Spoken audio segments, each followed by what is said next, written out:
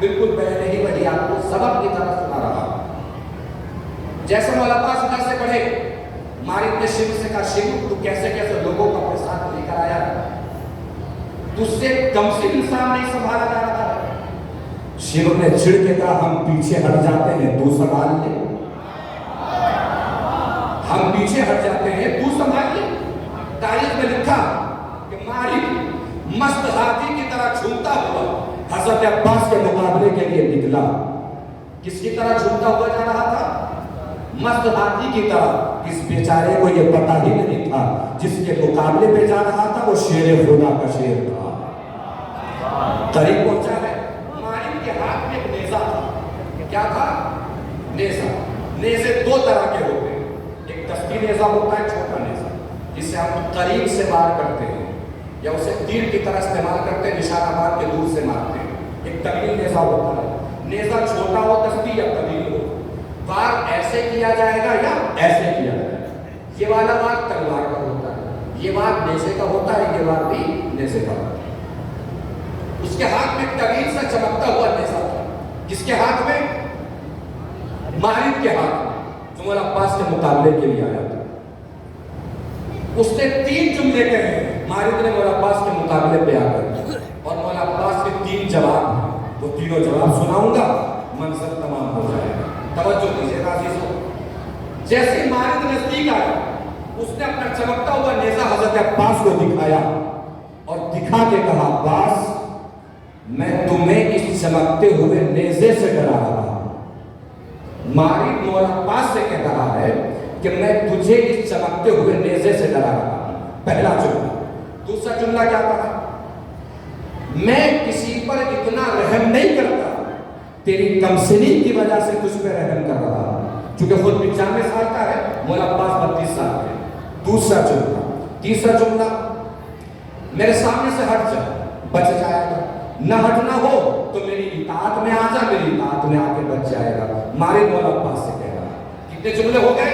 3 جملے. پہلا جملہ چمکتے ہوئے نیزے سے ڈرا رہا ہوں. دوسرا جملہ تیری کمسنی پر رحم کر رہا ہوں. تیسرا جملہ میری اطاعت میں آ جا. اب پوری طاقت و قوت سمیٹ لیجیے گا. یہ سوچ کر کے مولا عباس کے دربار میں بیٹھے ہیں، اور مولا عباس کے دربار میں بیٹھ کر مولا عباس کی شجاعت کی بلندیوں کو سلام کرنا ہے. جملہ پڑھ کے میں چپ ہو جاؤں گا اور دیکھنا ہے کون کتنی بلندی پہ جا کر مولا عباس کی شجاعت کی بلندیوں کو سلام پیش کرتا ہے، کتنی طاقت سے سلام پیش کرتا ہے. بھرپور توجہ رکھیے گا عزیزو. مالک نے کیا کہا؟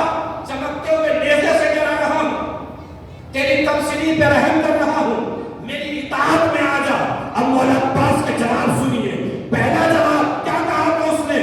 تجھے چمکتے ہوئے نیزے سے ڈرا رہا ہوں. مولا عباس نے برملا فرمایا علی کا بیٹا ہوں، نیزہ مجھ سے ڈرتا ہے، میں نیزے سے نہیں ڈرتا.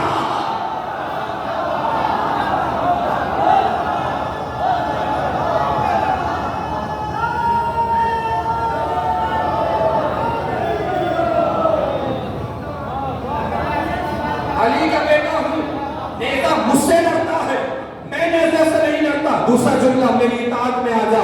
مولا عباس نے فرمایا حسین کی اطاعت میں ہوں، اور جو حسین کی اطاعت میں ہوتا ہے کسی اور کی اطاعت میں نہیں جاتا.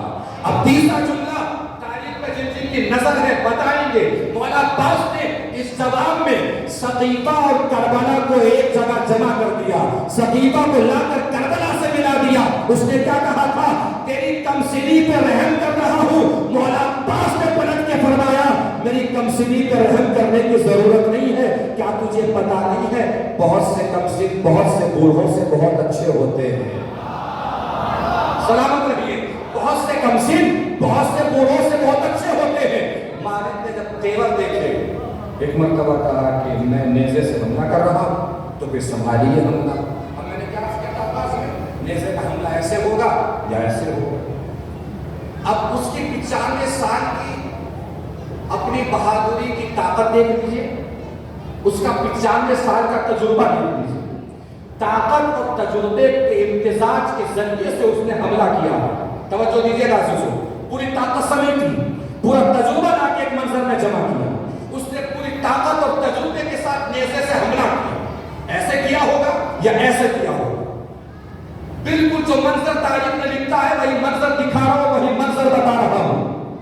اس نے ادھر سے نیزے سے پوری طاقت کے ساتھ حملہ کیا۔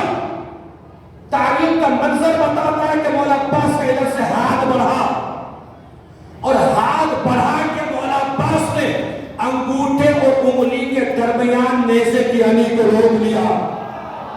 توجہ ہی نہیں فرمائی آپ نے، دو انگلیوں کے درمیان نیزے کی علی کو بس وہی شخص روک سکتا ہے جس کے باپ نے دو انگلیوں سے درے خیبر اٹھایا ہو۔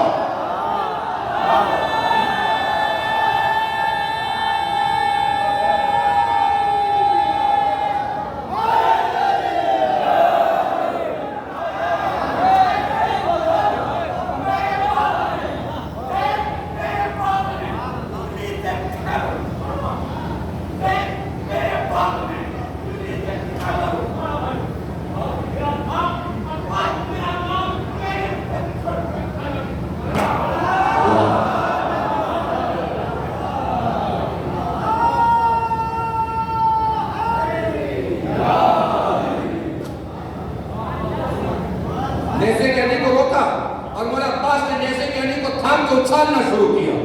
بڑی آہستگی سے نیزے کو اچھال لگے۔ مولا عباس نے اتنا نیزے کو اچھالا کہ نیزہ کمان کی صورت میں آ گیا۔ مالک نے سوچا کچھ اور دیر اگر نیزے کو تھامے رہا کہیں میں بھی نیزے کے ساتھ نہ اچھل جاؤں۔ یہ سوچ کے مالک نے نیزے پہ سے اپنا قبضہ چھوڑ دیا۔ مولا عباس نے اسی کے نیزے کے ذریعے سے اسی پہ حملہ بولا، پیچھے ہٹا، سواری کے ساتھ نیچے آ گیا، یعنی وہ بھی گرا، اس کی سواری بھی گری۔ توجہ دیجیے گا، آخری منظر اس وقت اس کے پیچھے اس کا غلام کھڑا تھا۔ اس کے پیچھے مالک کے پیچھے مالک کا غلام کھڑا تھا، جس کے پاس ایک گھوڑا تھا جس کا نام تاریخ میں تاویہ لکھا ہے۔ کیا لکھا ہے؟ تاویہ۔ غلام نے سوچا کہ میرا آقا زمین پہ گر گیا ہے، کیوں نہ تاویہ کو لے کر آگے بڑھوں اور اپنے آقا کے حوالے تاویہ کروں، تاکہ تاویہ کے سوار ہو کر مالک دوبارہ میدان میں آئے اور مولا عباس کا مقابلہ کرے۔ تو یہ سوچ کر مالک کو گرا ہوا دیکھ کر تاویہ کو لے کر آگے بڑھا۔ جیسے ہی مالک کا غلام تاویہ کو لے کر آگے بڑھا، توجہ دیجیے گا، مولا عباس کی نظر تاویہ پہ پڑی۔ تاریخ بتاتی ہے کہ حضرت عباس نے اپنے گھوڑے سے جست لگائی، تاویہ کو اپنے قبضے میں لیا۔ تاویہ کے اوپر مولا عباس جا کے خود بیٹھے اور تاویہ کی لگام کو کھینچا اور تاویہ کو مولا حسین کے خیمے کی طرف مولا عباس نے موڑ دیا۔ جیسے تاویہ کو لے کر مولا عباس مولا حسین کے خیمے کی طرف بڑھے، پیچھے سے شمر کی آواز آئی، کوئی عباس کو چاہتے ہوئے نہ روکے، اس نے ہم سے وہ گھوڑا واپس لے لیا جو ہم نے کبھی حسن سے چھینا تھا۔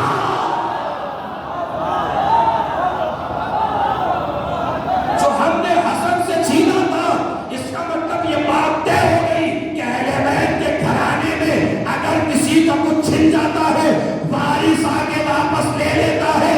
حسن کا تاویہ چھنا، عباس نے لے لیا، زہرا سے بدک چھنا ہے، آخری امام آئے گا واپس لے لے گا۔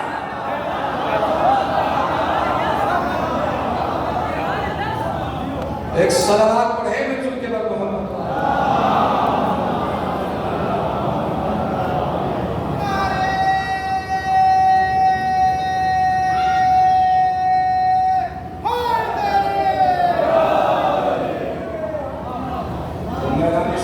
ہو یا میدان صبر ہو، میدان انصار و قربانی ہو یا میدان علم و معرفت ہو، میدان عمل ہو یا میدان شجاعت ہو، میدان اطاعت ہو یا میدان زہد ہو، میدان تقویٰ ہو، میدان عبادت ہو، ہر میدان میں مولا عباس قمر کی حیثیت رکھتے ہیں۔ شب جمعہ ہے، آپ لوگ یہاں تشریف فرما، میرے بھائی، بزرگ، جوان، مائیں، بہنیں، بیٹیاں، سب لوگ یہاں آئے، پروردگار سب کی حاضری کو اپنی بارگاہ میں قبول فرمائے۔ مولا عباس کی بارگاہ میں آئے، 4 دن یہاں پہ رہنا۔ 4 دن سوچئے کہ جب واپس جائیں پلٹ کر